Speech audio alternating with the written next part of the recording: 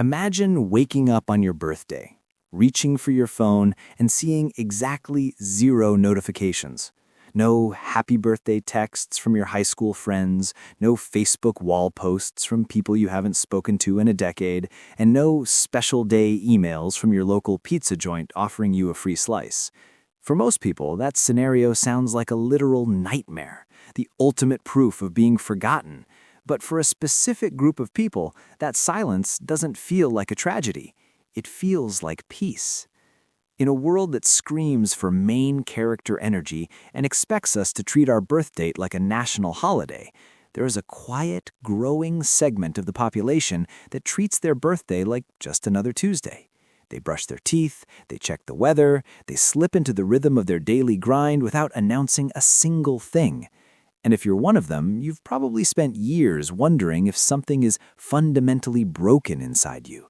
Why can't you just enjoy the cake and the confetti like everyone else? Well, here is the paradox. That silence you've built around your birthday isn't a sign that you're empty.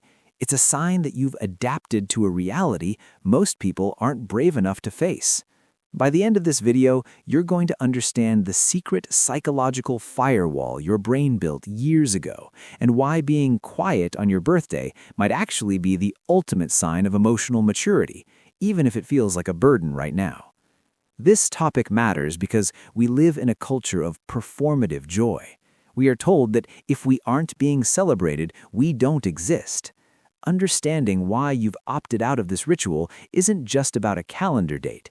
It's about understanding your deep-seated relationship with expectations, visibility, and what it actually means to feel seen in a digital world. Think about the routine. It's 7 a.m. Your birthday has arrived, and instead of a countdown or a carefully crafted selfie with a candlelit cake, you just put on your shoes and walk out the door.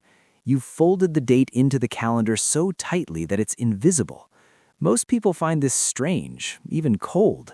They think you're bitter or that life has been unkind to you. But it's usually not about bitterness.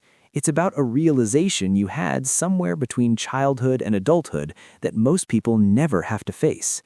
When you treat your birthday like a normal day, you aren't ignoring the day. You're protecting yourself from it. Because a birthday, by definition, is a day of reflection. A quiet part of your mind starts looking back at the landscape of your life. It looks at who's missing this year compared to last year. It looks at the version of yourself you hope to be by now, the one with the perfect career, the stable relationship, the inner peace, and it measures the agonizing distance between that dream and the person standing in the mirror today. That kind of reflection isn't comfortable. It's raw, it's heavy, and it's the opposite of celebratory. So you do something simpler. You ask nothing of the day, and in return, the day asks nothing of you. This is where the psychological safety mechanism kicks in. You see, expectations are incredibly fragile things. The more you expect from a day or from other people or from yourself, the more likely you are to end up disappointed.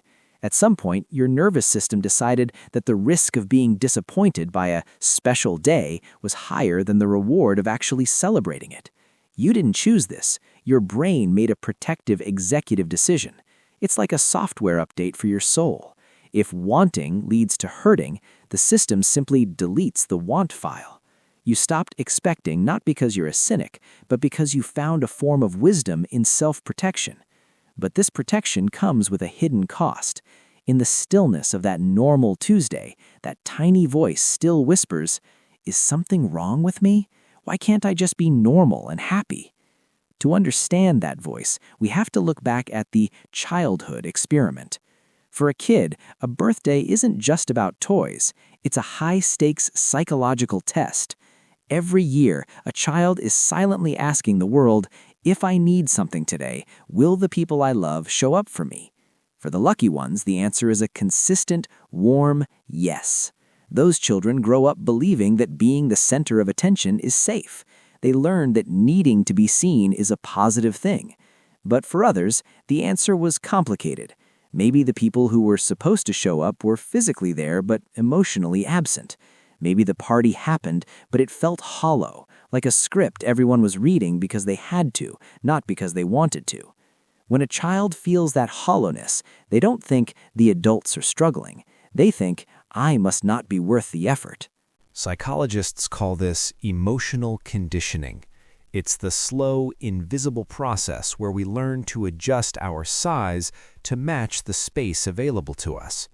If celebrating you felt uncertain or risky, you learned to stay small. If wanting something meant getting hurt, you learned that wanting nothing was the safest way to live. This isn't damage, it's adaptation. It's the human mind doing exactly what it was designed to do: find a way to survive and stay whole. You built a level of self-reliance that sounds like a strength, and in many ways it is, but it grew out of the moment you realized that relying on others to make you feel worthy was a game you couldn't win. So you stopped playing. You traded external validation for internal steadiness. But here is what the world misses about you. They mistake your independence for indifference. They think you're cold or closed off, but the truth is you care more carefully than almost anyone else. You don't want a loud, performative party, but you would stop the world for a single, genuine message from someone who actually knows your heart. You don't need the expensive gifts. You need the gesture that says, I see you, when it isn't required by a calendar date. You remember the one person who texted at midnight just because they thought of you, not because they were prompted by a notification. That's the difference between a performance and a connection. Once you've felt the weight of a real connection, the decorated, hollow version of a birthday just isn't enough anymore. You've built an emotional independence so steady that it looks like you don't care. But independence isn't the absence of longing. It's longing that has finally learned how to hold itself. So, let's flip the script. What if you haven't had it backwards? What if treating your birthday like a normal day isn't a sign that you're broken, but a sign that you finally settled into yourself? Most people spend their lives chasing 1 or 2 extraordinary days a year to justify the 363 ordinary ones. They need the confetti to know their life is full. But if you can find meaning on a random Wednesday morning when everything is still and ordinary, if you can feel the weight of your own progress in the storms you outgrew and the mornings you chose to keep going when no one was watching, then you have something far more valuable than a party. You have depth. While the world rushes to make one day special, you've been learning how to find the sacred in the mundane.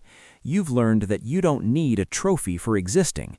The fact that you show up for yourself every single day without needing the world to applaud is the most profound celebration there is. The quietest people in the room are often the ones carrying the most, not necessarily sadness, but a depth of experience that doesn't need to announce itself to be real. To close that open loop from the beginning, the reason your birthday feels like just another day isn't because the day is empty. It's because you've reached a point where you no longer need the world's permission to feel significant. You are significant because you are here. If your birthday passes quietly this year, don't mistake that silence for emptiness. It's a sunrise like any other, and you are the one brave enough to witness it without needing a crowd. You've learned the difference between what's genuine and what's just going through the motions, and that is a superpower. So here's to you, the one who shows up, the one who does the work, and the one who has found a way to be whole in the quiet. Whether it's your birthday today or just another Tuesday, I hope you realize that your depth is your strength. If this perspective resonated with you, let me know in the comments. Do you treat your birthday like a normal day, and when did that shift happen for you? Hit that subscribe button and give this a like if you're tired of the performative culture and want more deep dives into the psychology of the quiet life. Happy birthday to the version of you that doesn't need the world to notice that you matter. I'll see you in the next one.